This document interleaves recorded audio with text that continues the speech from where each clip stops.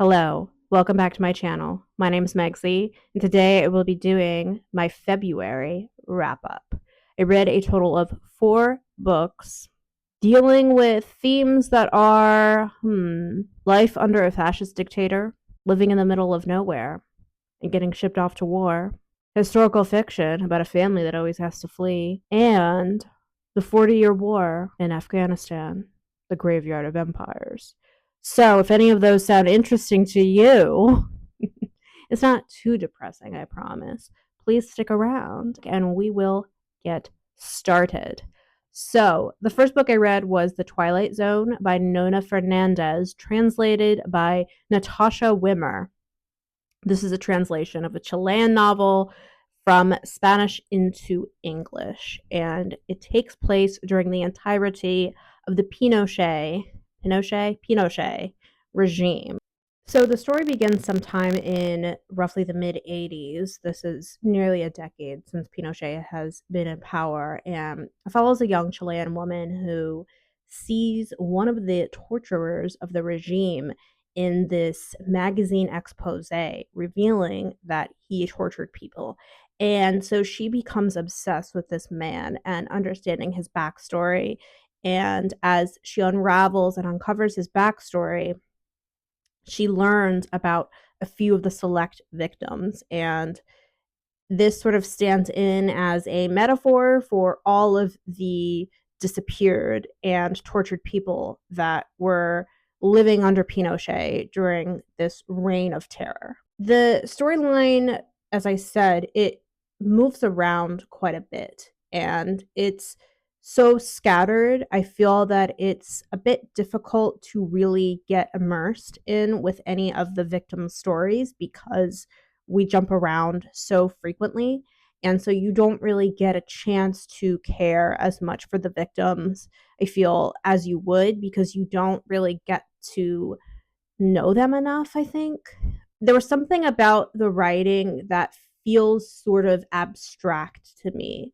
And there's like this weird distance and detachment to it, describing all of these horrors that were happening. And I don't know if that was deliberate or it might just be a translation problem. So I personally, I don't know all of these specific details of the Pinochet regime. I know how he came to power, backed by the United States.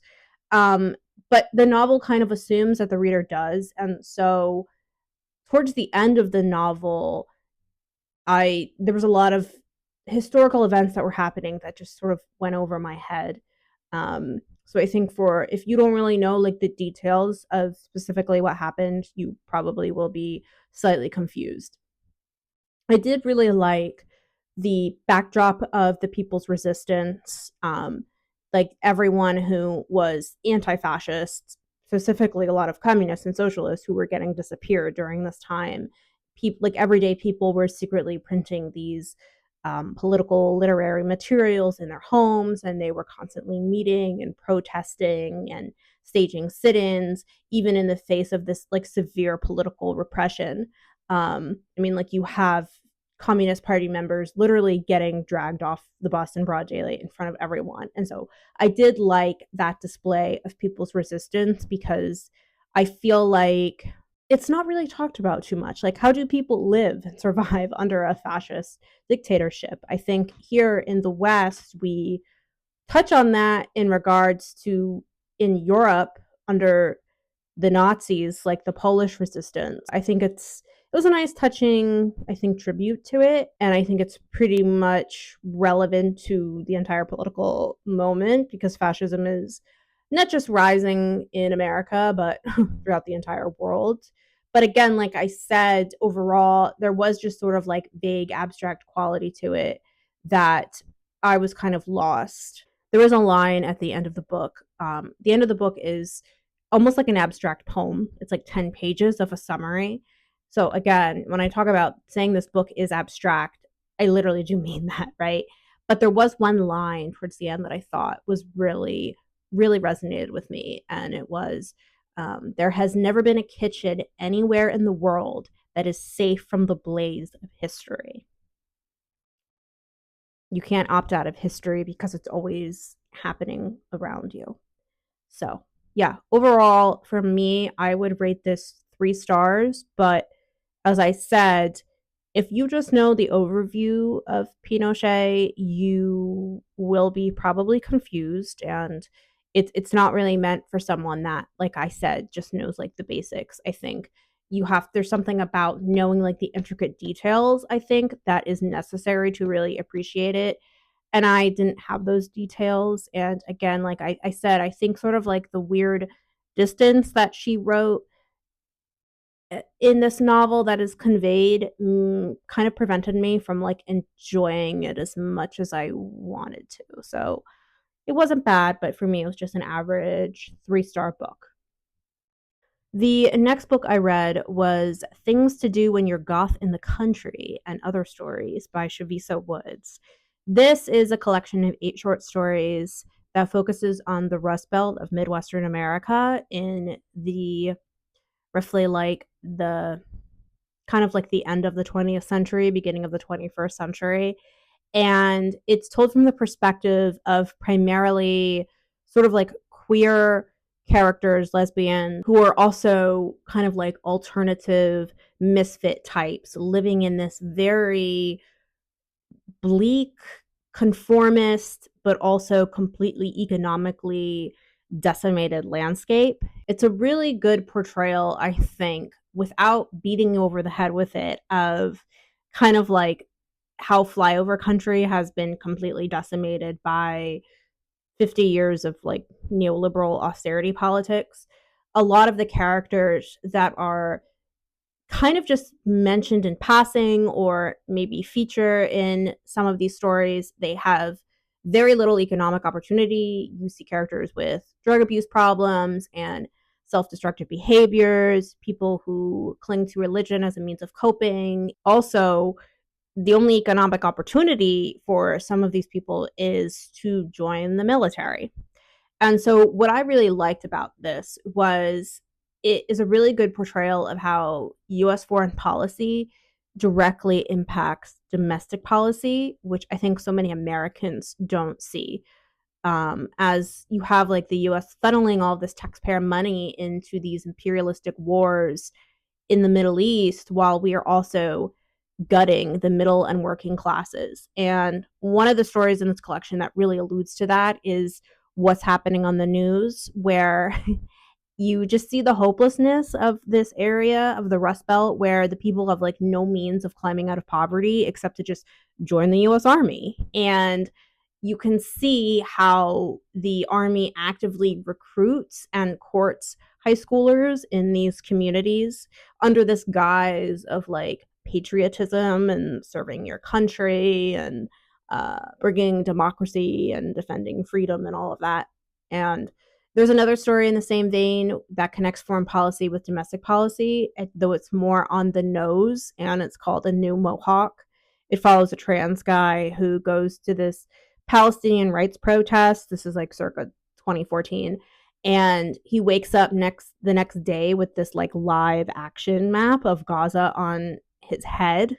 It sounds bizarre, but it works actually, because she's a pretty talented writer that she's able to write with some of these rather absurdist kind of almost like magic realism in a sense. At least the story is like the only story in the collection that has like a magic realism element. My favorites in the story, though, were Zombie and Revelations. Zombie is about 2 preteen girls that befriend this cocaine addicted sex worker that encamps in the local cemetery, and they end up striking this very weird friendship with her while also simultaneously trying to save this woman. And then Revelations is about these women that attend this Bible study group, and one day a couple of them have this like private lunch together with a man who's part of the group, and it is very uncomfortable, and slowly the main character realizes that these other members are harboring this very bizarre secret. The build up and the characterization and the sort of like dark humor had a very Flannery O'Connor vibe to it that I appreciated.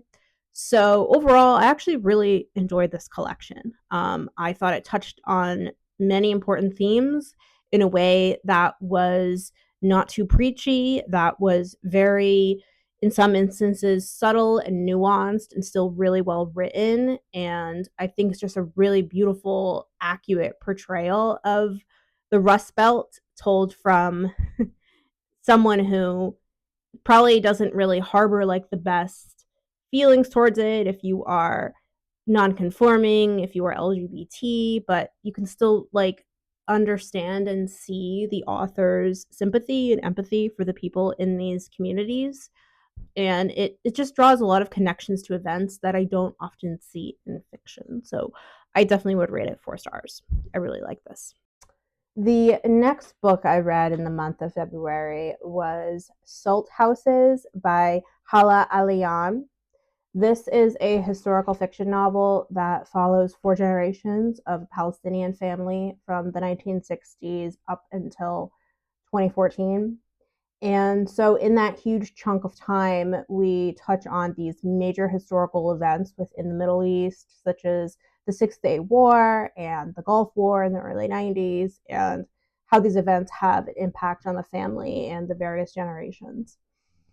So, for me, this book was like slightly better than average, but it wasn't quite compelling enough for me to be a 4 star read. I feel like there is a lack of urgency in this novel and a lack of a central plot. The closest author I can compare this work to is Susan Abuhawa, because she also deals with generations of a Palestinian family, historical fiction, and following this family like throughout the ages. She's done this in like 2 of her 3 novels. And for me, I find that her writing is more compelling than this. Like I said, I felt like I kind of was waiting for like a central event, like a central cohesiveness, and there wasn't. I feel like not only was there like a central plot that was missing, but it skips around too much.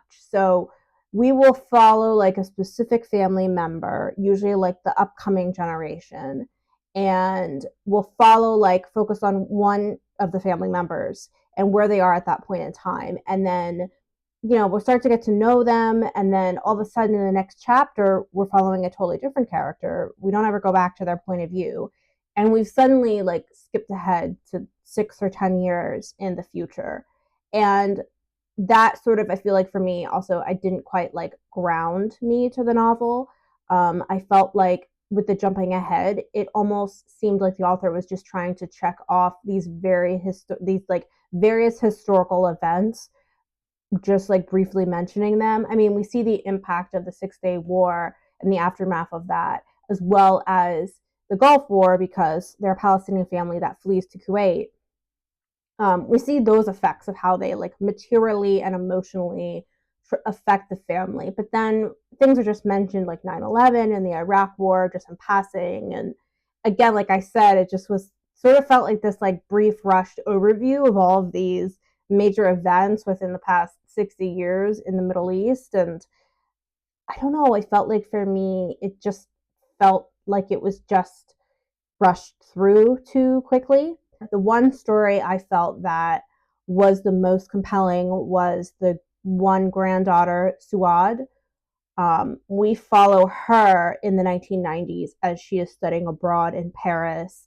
She's very young, she's in college, and it's while she's in Paris, she learns about Saddam Hussein's invasion of Kuwait, and that's where her parents are. And she realizes like that whole, as they're fleeing to Jordan, these are people who also like fled Palestine in the 60s.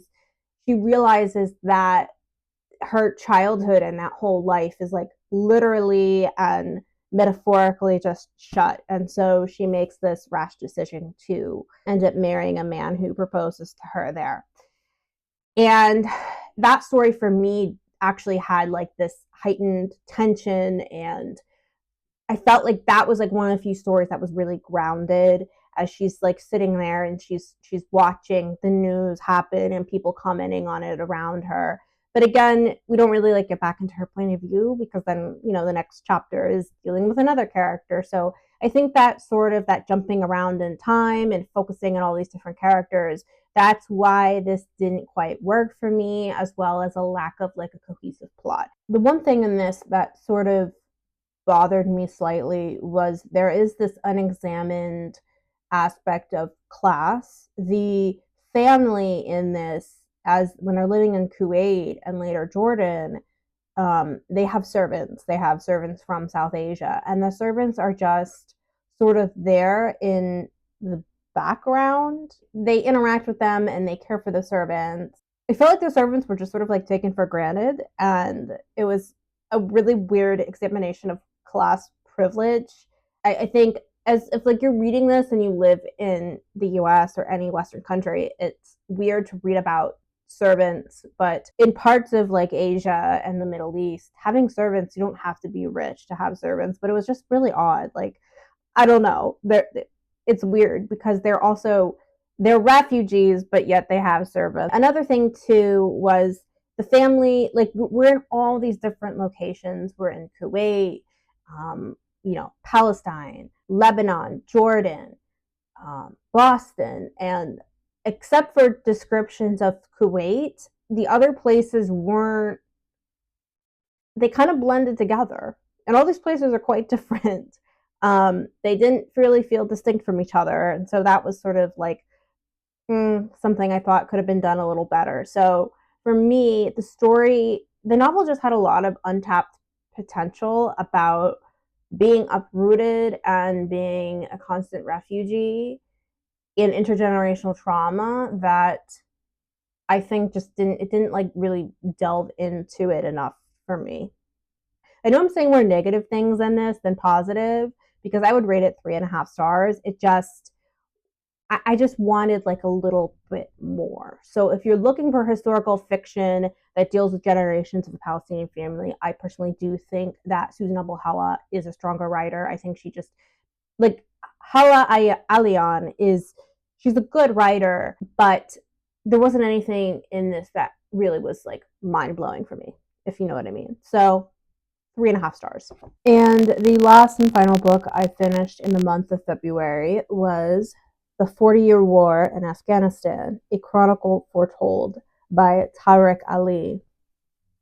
Tariq Ali is a British Pakistani historian and novelist. I've read one of his fiction novels, Fear of Mirrors, a while ago. And so he is, like I said, a historian, a cultural critic, historical critic, and I wanted to get his overview and summary of Afghanistan. And so this book is a collection of previously published essays dated from up to like the 1980s until roughly the present 2021, which was the year the US finally left Afghanistan after 20 years of a fruitless war.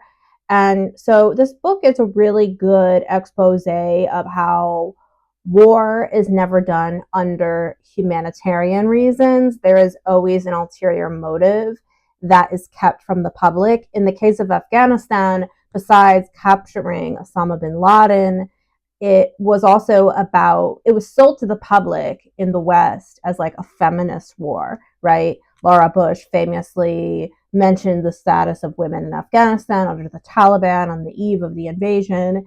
And so Tariq Ali exposes all of it, really, how really this was mainly a war about securing access to Afghanistan's resources, as well as securing this sort of like military base stronghold in the region as a sort of like buffer against Russia and China and Iran.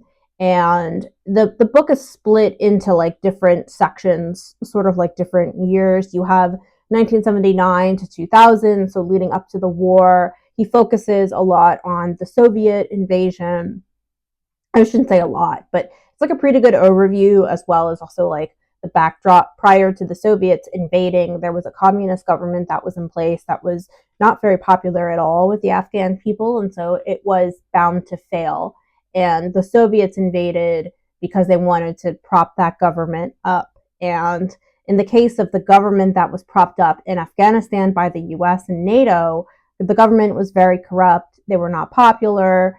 There was a lot of people that were involved in like the opium trade And we see time and time again how these wars are just a huge loss of life. They're not humanitarian at all, because war is war, right? I thought it was also pretty good for people to understand why the Taliban became so popular, even if Afghans didn't necessarily agree with their very regressive conservative ideology and interpretation of Islam.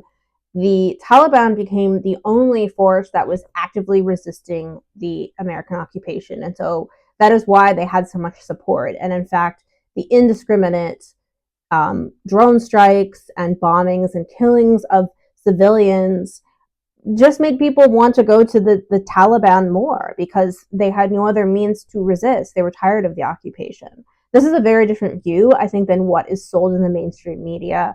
And I do remember when a couple years ago, when we left Afghanistan, the amount of just outrage that came from the media, and the screaming of like the Afghan, like, oh no, like you're betraying the Afghanistan people, we have to save them. This very like white Western savior narrative that was just trotted out. And I, as someone who is very skeptical of these sort of like imperialistic wars, I just was like, I feel really bad for women specifically in Afghanistan, but I know there's another story going on here. One of the things I thought was pretty interesting that he highlights in the beginning of the book was the status of women. He said, one of the country's leading feminists in exile remarked that Afghan women had three enemies: the Western occupation, the Taliban, and the Northern Alliance. Despite repeated requests from journalists and campaigners, no reliable figures have been released on the sex work industry that grew to service the occupying armies, nor are there credible rape statistics, although U.S. soldiers frequently used sexual violence against terror suspects, raped Afghan civilians, and green-lighted child abuse by allied militias. This is like glowing right now, sorry guys. But I thought it was like that to me was so interesting, and he mentions it again, but I wanted him to expand on more, because I really wanted to like shatter this sort of like Western bourgeois idea of saving women, and like how this was just worse for women overall. And because it's not what's sold to you in the media, but he doesn't really like elaborate on it too much. And so that was a disappointment to me. Trying to find some other things I thought were interesting and notable in here. As I said, an example as to why the Taliban had support. The Taliban themselves have claimed that families driven into refugee camps by indiscriminate U.S. air power strikes on their villages have been the major source of recruits. Wonder why. So, as I said, this overview collection of essays, I think it helped me to understand the backdrop of Afghanistan much more in a generalized sense. But like it does get kind of repetitive, because I think he was sort of making this case. Like these essays were published originally in like The Guardian, Nation, some more like leftist outlets like Socialist Review. He also, I guess, like excerpts from his book. There's a whole section, like a shorter section on Pakistan and how this affected Pakistan, and also like the U.S. airstrikes that went into Pakistan. We know this was under Obama, and I understand like how connected these two countries are, but there was a lot of like Pakistani politics that just sort of went over my head, and I kind of lost interest because I wanted like more specifics on Afghanistan as opposed to like going into the whole thing with Pakistan. So, and to connect this to, I think, the things to do when you're Goth in the country about U.S. wars, he mentioned something I thought was really good. What does it mean to be young and a citizen of the most powerful empire in world history? Such a good line. This really interlinks with things to do when you're Goth in the country. You see the people on the one side of the world and how they are so affected by this occupying force in their country. And then you see things to do when you're Goth in the country, which shows the exploitation of people who are, economically destitute and sign up for the war machine. So like a really interesting dialogue between these two books. But yeah, I'm losing daylight right now. So that was just my critique of this book as a whole. I wanted like more specifics because it does get a little repetitive, but I get it. I think he was just like sort of like pleading and stating his case. Like there's so many things that end like time to end the war, like Obama, this is his war now, he needs to pull out. And so that didn't happen for like 20 years. But yeah, if you want a different opinion on Afghanistan, just a general overview, I think it's like a really good place to start. And just for me, it just like reaffirms my own belief in like being anti-imperialist. So yeah, so that's it. That is my review of 4 books I read in the month of February. And if you like this video, please comment, subscribe, like, and yeah, I will see you in the next one. Bye bye.